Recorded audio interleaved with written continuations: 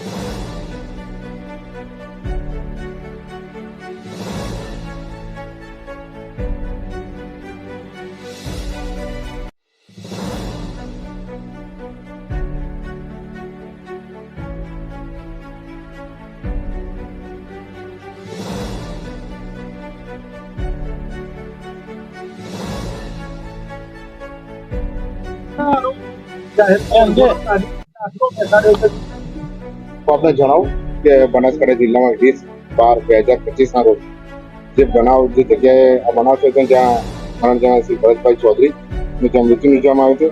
એવા જે રીઢા આરોપીઓ પર જ્યારે પાલનપુર પશ્ચિમમાં ગુનો દાખલ થયો હતો એ બાબતે એ લોકોને અરેસ્ટ કરીને 8 દિવસના રિમાન્ડ લેવામાં આવે છે. તે રિમાન્ડ અન્વયે ખાસ કરીને આજરોજ જે જગ્યાના જે રિકન્સ્ટ્રક્શન પંચનામું કે જ્યાં તેઓ ભેગા થયા અને જેમને ત્યાં કાવતરું પડ્યું હોય અને ત્યાર પછી જે બનાવની જગ્યા જ્યાં લોકો આવ્યા છે તે રિકન્સ્ટ્રક્શન પંચનામું પોલીસ દ્વારા કરવામાં આવ્યું છે અને પોલીસ કાફલો બંદોબસ્ત સાથે કરવામાં આવ્યું છે. હજુ પણ આમાં ઊંડાણપૂર્વક તપાસ ચાલી રહી છે જે પાલનપુર પશ્ચિમ પીઆઈ અંકુર દેસાઈ ચલાવી રહ્યા છે અને જે અન્ય જે પણ કોઈ વિગતો હશે બીજા અન્ય આરોપીઓ છે તે બાબતે આપણે માહિતગાર કરવામાં આભાર.